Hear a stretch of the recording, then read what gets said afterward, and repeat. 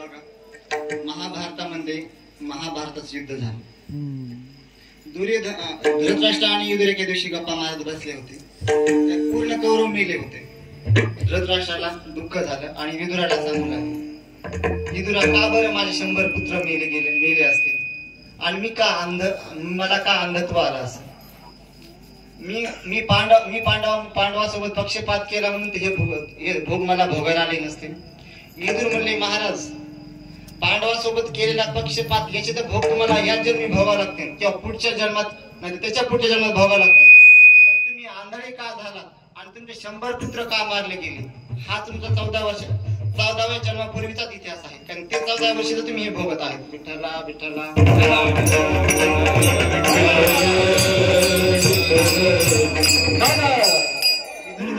धृतराष्ट्राला सांगत होते, तुम्हाला हा भोग का भोगायला आला तर तुम्ही 14 वर्षापूर्वी एक राजकुमार होता.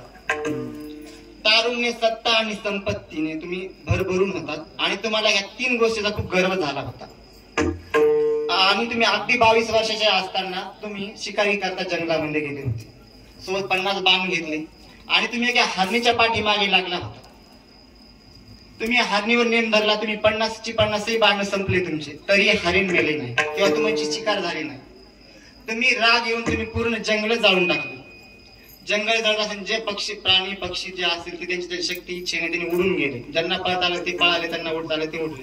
पण एका दगडाखाली एक सर्पिणी वेलेली म्हणजे जगलेली होती आणि तिचे 100 पिल्ले झाले होते. तिला जंगलाला पूर्ण आग आली. आग जळत जळत सर्पिणी जवळ आली. सर्पिणी ती आग खूप विझवायची प्रयत्न केला आपल्या म्हणजे तोंडातल्या हवेने, पण एवढी मोठी आग तिच्या तोंडाने काय विझणं शक्य नव्हती. ती आग विझत बिचारी सर्पिणी आंधळी झाली. पण आग एवढी प्रचंड वाढली की सर्पिणी वाटलं आपण जळून जाऊ म्हणून सर्पिणी काय बिळात जाऊन शिरली आणि सर्पिणी 100ची 100 पुत्र जळून खाक झाले. 1-2 तासांनी आग शांत झाली. सर्पिणी बिळाच्या बाहेर आली आणि बिचारी आंधळी झाली होती, पण आपल्या शिराने स्पर्श करून त्या जागेवर ठिकाणी स्पर्श करून पाहू लागली. पण लेकराचे आपल्या पिल्याचे असे मणी किंवा राख होऊन पडली होती. बिचारी आभाळाकडे पाहून विचारू लागली देवाला, का बरं देवा माझे 100 पुत्र मेले असतील आणि मी का बरं आंधळी झाली असेल? ज्यांनी कोणी ह्या जंगलाला आग लावली तोही असाच माझ्यासारखा आंधळा होईल आणि त्याचे पुत्र असेच मरतील. विदुराने असं धृतराष्ट्राला सांगितलं, हा तुमचा वृत्तांत आहे म्हणजे पूर्व 14व्या जन्मीचं भोगायचंय, संचित आहे तुमचं. पण आता विदुर एवढे हरिभक्त पारायण होऊ लागले. मग आता महाराज विदुराचं काय सांगत संचित? विदुर आणि धृतराष्ट्राचा संचित सांगितलं ना धृतराष्ट्राचा. पण विदुराचा आता काय संचित? कारण विदुर यम धर्माचे अवतार आहेत. यम धर्माचा अवतार आहे विदुर आणि धृतराष्ट्राचा संचित सांगितलं. पण आता विदुराचा काय संचित येते पहा. एका राजवाड्यामध्ये चोरी झाली. चोरी करून पळू लागले आणि राजे सैनिक चोराच्या मागे लागले. चोरांनी सैनिकाच्या भीतीपोटी एका साधूच्या आश्रमात सगळं लुबाडलेला धन टाकून गेला आणि पळून गेले. तसेच सैनिक चोराच्या मागे पळत आणि साधूच्या आश्रमात पाहिलं चोर लपलीत का. पण सैनिक आश्रमात शिरले की लगेच त्याला ते सोनं काय चोरलेलं असून चोरांनी ते सापडले कडे. पण त्यांना वाटलं अरे साधूंनी चोरून आणलं का काय, कारण की ते सोनं त्या साधूच्या आश्रमात सापडलं ना, चोर फेकून घेऊन पळून गेले ना. त्यांनी मग साधूलाच पकडलं त्या शिपायांनी आणि राजाकडे नेलं आणि राजासमोर उभा केला आणि सांगितलं, महाराज आपल्या राज्यात जी काही चोरी झाली त्या साधूने केली, कारण की हे सोनं नाणं काय आहे ना हे सर्व साधूच्या आश्रमामध्ये सापडलं आहे. मग त्या राजाने सैनिकाला सांगितलं की जा ह्या साधूला सुळावर. साधू महाराजांना सुळावर नेलं आणि सुळावर द्यायचं की सूळ त्यांच्या अंगात प्रवेश करतच नव्हता, कारण की साधूने काही चोरी केलेली नव्हती. कारण चोरांनी ती सोनं त्याच्या आश्रमामध्ये नेऊन टाकलं होतं. गळ काय साधूच्या अंगात घुसायनं. मग तेव्हा लक्षात आलं सगळं. मग एक शिपाई राजाकडे गेला आणि सांगितलं, महाराज गळ काय तर सूळ काही साधूच्या अंगात प्रवेश करत. तेव्हा महाराजांनी सांगितलं त्या साधूंना सोडून द्या, इकडे माझ्याकडे. ते साधू आले आणि महाराजांनी साधू क्षमा मागितली. पण साधू म्हणजे त्याची तुझी काही चूक नाही की ज्यांनी मला हे भोगायला आणलं मला त्याच्याकडे थोडस बघू. कारण की जसं मला कळत असतं मी 8-10 वर्षात तसं मी एकही पाप केलं नाही आणि मला हे कर्म का भोगायला आले. कारण की जोपर्यंत मुलगा 9-8-10 वर्षात असेल तोपर्यंत जे काही पाप करीन, जे काही पुण्य करीन, म्हणजे पापच बरं, जे काही पाप करीन त्याचं पाप नाही का आपल्या आई वडिलांना लागतं त्या मुलाच्या 10 वर्षापर्यंतच्या. म्हणून मुलाकडे लक्ष दिलं पाहिजे, मुलगा काय करतो काय नाही. ज्यांनी जे पाप केले ते आपल्या आई वडिलांना भोगले त्या मुलाच्या. मग तो साधू म्हणला मी ज्यांनी मला हे भोगायला आलं मला त्याच्याकडे पाहू द्या. हे साधू महात्मा गेले मग यम धर्माकडे. मग ते यम धर्माला सांगू लागले यम मांडवी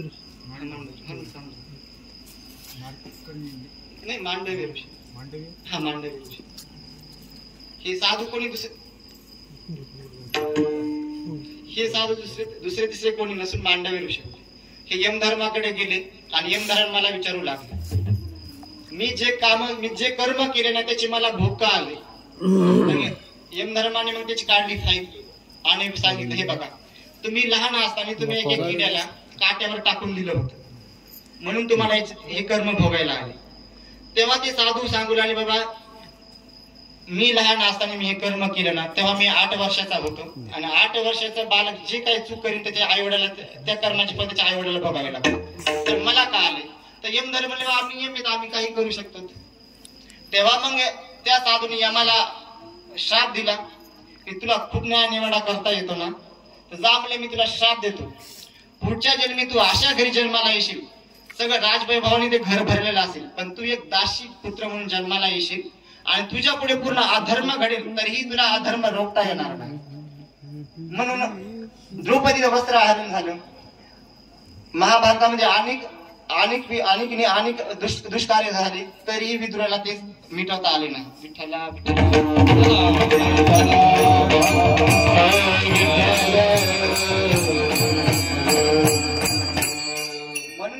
म्हणून यम धर्माला त्याच्या मागच्या संचितामुळे त्याला पुढे विदुर होऊन जन्माला यावं लागलं.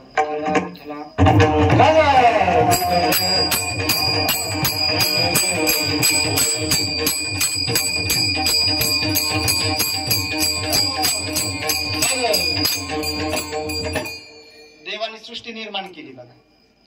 देवाने सृष्टी निर्माण करताना सगळ्यासारखं बनवलं नाही बघा. बघा प्रत्येक जण वेगवेगळं दिसतंय कोणीच कोणासारखं